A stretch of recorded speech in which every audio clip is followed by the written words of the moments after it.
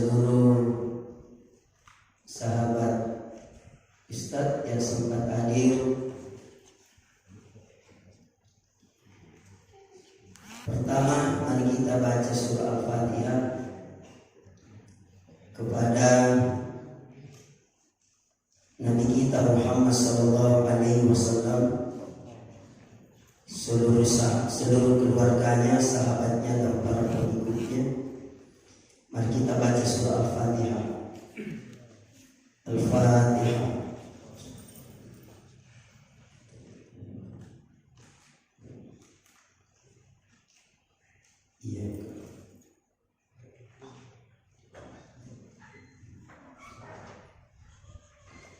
Jujur saja, barusan saya masuk di masjid ini. Seandainya bukan karena baikir muslim, saya tidak hadir di masjid ini. Tapi karena baikir muslim, saya bisa berdiri di mimbar ini. Ternyata ini masjid luar biasa, mewah, cantik, sejuk. Tak terasa kita salah berjamaah tadi, apalagi imannya, suaranya, Mas. Ini memang suaranya Ustaz Supriyadi masih mau didengar, tapi sudah luar biasa.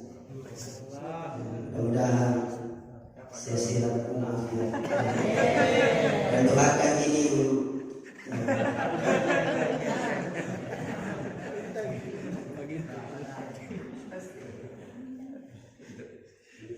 Saya langsung masuk saja ya, karena ini sudah jam 7 lewat. Ada satu ayat dalam Al-Quran, surah Ali Imran, dua ayat surah Ali Imran, ayat 133 dan 134. Tapi nanda saya Supriyadi silakan dibenarkan kalau saya salah baca ayat. Dan Ustaz Eri, aku dia juga ini sekretaris umum komunitas pendakwah keren.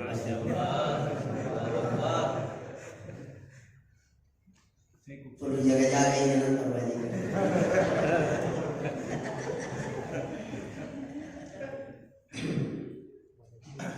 Allah berfirman dalam Al-Quran surah Ali Imran ayat 133-134. Allah berfirman,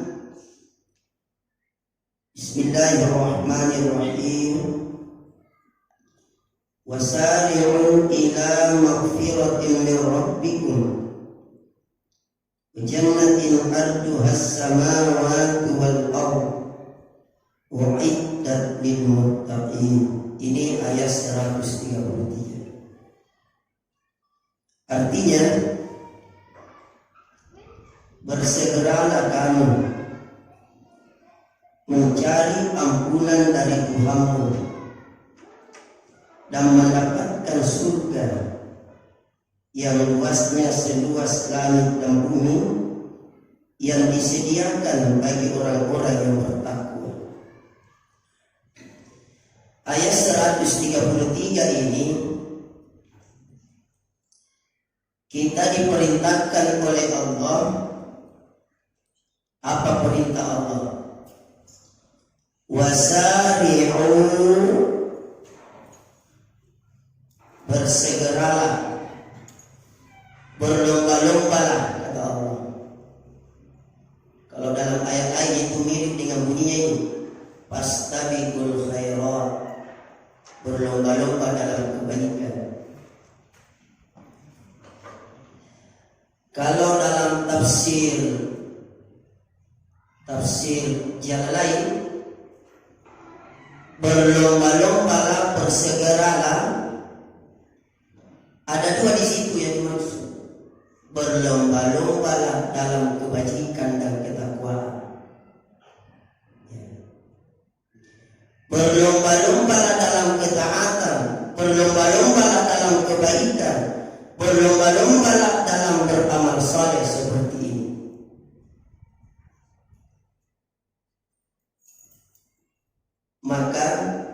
kita akan mendapatkan dua. Kalau kita berlomba-lomba dalam ketaatan, berlomba-lomba dalam kebaikan dan kebajikan, maka kita akan mendapatkan dua menurut ayat ini. Yang pertama, ila magfiratin min rabbikum, supaya kita mendapatkan ampunan Allah Subhanahu wa taala. Raihlah ampunan Allah. Itu perintah pertama. Yang kedua, wa jannatin, supaya kita meraih dan mendapatkan surga. Jadi tadi dengan lomba-lomba dalam kebaikan amal soleh, dalam kebaikan dalam ketaatan, maka kita akan mendapatkan ampunan Allah. Yang kedua, surga. Bagaimana itu luasnya surga? Jelas ayat ini, jelas. Bagaimana luasnya surga? Allah menjelaskan, arduas samawati wal ardh, yang seluas langit dan bumi.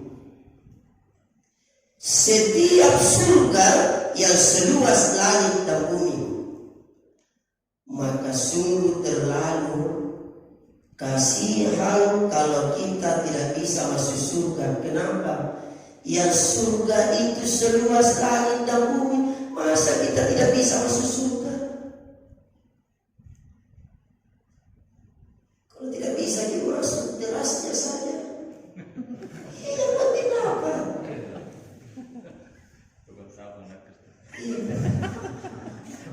Cleaning service.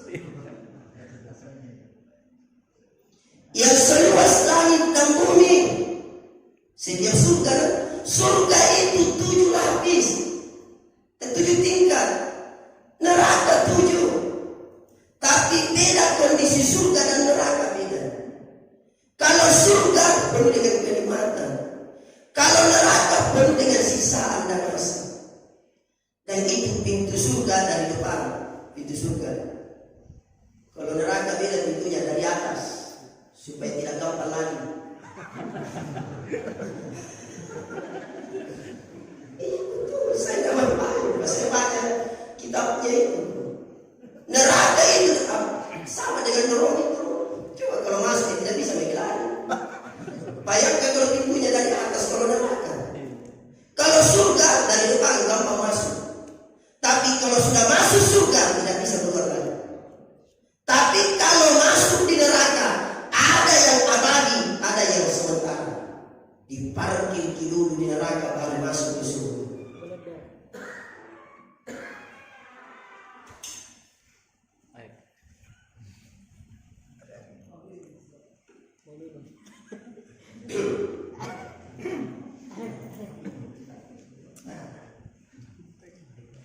Untuk siapa itu surga? Ya. Untuk siapa itu surga? Apakah surga itu untuk semua manusia? Jawabannya tidak. Untuk siapa itu surga? Apakah semua umat Muhammad? Tidak semua.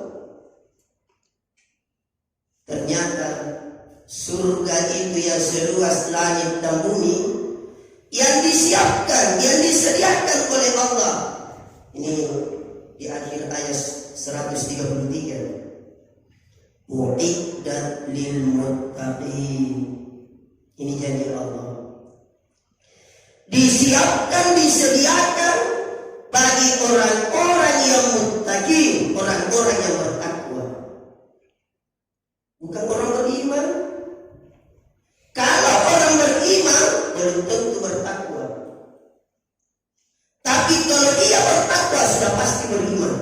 Makanya itu dalam ayat, ya ayyuhalladzina amanu ittaqullah. Orang beriman disuruh bertakwa, karena tidak semua orang beriman bertakwa. Tapi kalau bertakwa sudah pasti beriman. Kan banyak orang mengaku saya percaya kepada Allah tapi tidak sholat, berarti dia tidak bertakwa.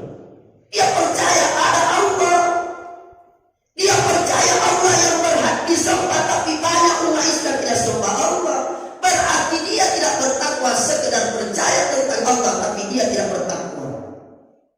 Definisi takwa itu laksanakan perintah Allah, jauhi larangan Allah. Itu definisi takwa. Walaupun banyak definisi-definisi para ulama.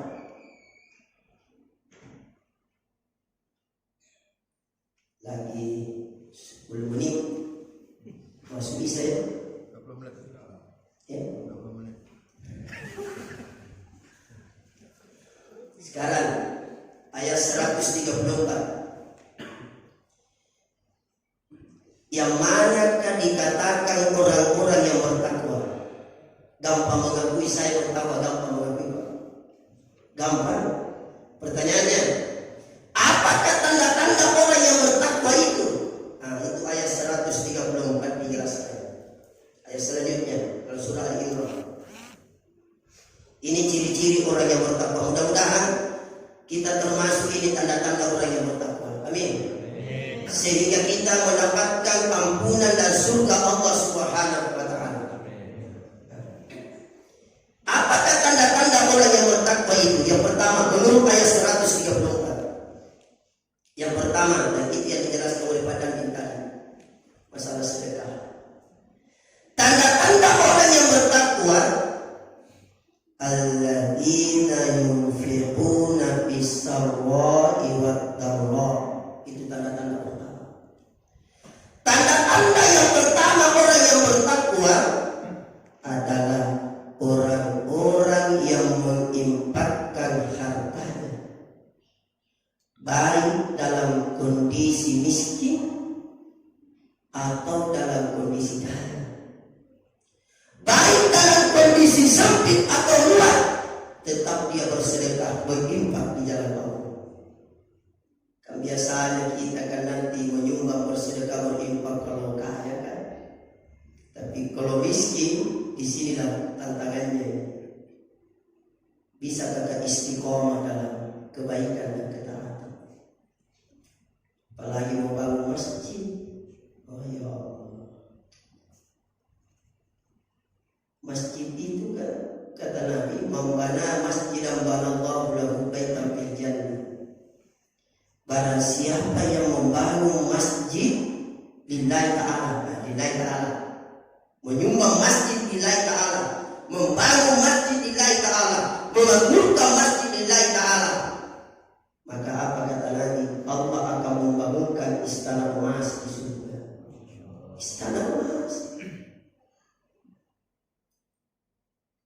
Cincin emas saja didapat di jalan, luar biasa banget. Betul ini Pak. Pada ini hadiah kerupuk saja didapat, luar biasa bahagia. Ini istana emas, istana emas. Tapi karena Allah membangun masjid, karena ada juga membangun masjid bukan karena Allah. Ada undi balik, tidak perlu dikembangkan, perlu dikembangkan. Ya. Dan selalu saya sampaikan, tidak ada orang bangkrut gara-gara sedekah. Tidak ada jatuh miskin gara-gara orang yang berinfak. Tidak ada sejarahnya itu. Allah akan ganti lebih baik dan lebih banyak Pak. Dan itu berinfak, bersedekah tidak perlu banyak. Biar sedikit, yang penting ikhlas dan istiqomah. Ya 5.000 kalau setiap hari Jumat, yang penting istiqomah. Itu kekuatan sedekah. Ini keutamaan sedekah, infak. Kata Nabi, da'u mardakum bis sadaqah. Obati penyakitmu dengan sedekah. Itu perintah Nabi. Obati penyakitmu dengan sedekah. Baik penyakit lahir atau penyakit batin, obati dengan sedekah. Ini waktu saya ceramah di Tokoyo menuju tengah Ramadan 1 bulan, saya bahas ini, obati penyakitmu dengan sedekah. Saya sudah dibantai, ada jamaah telepon saya, Ustaz, saya pernah dengarkan ceramah bahwa obati penyakitmu dengan sedekah. Kebetulan suaminya tiba-tiba kena stroke. Dia tanya saya, bagaimana niatnya Ustaz? Saya bilang tetap niat lillahi ta'ala, tapi berkanya mudah-mudahan suami kita bisa sehat. Dia buktikan itu Pak perintah Nabi.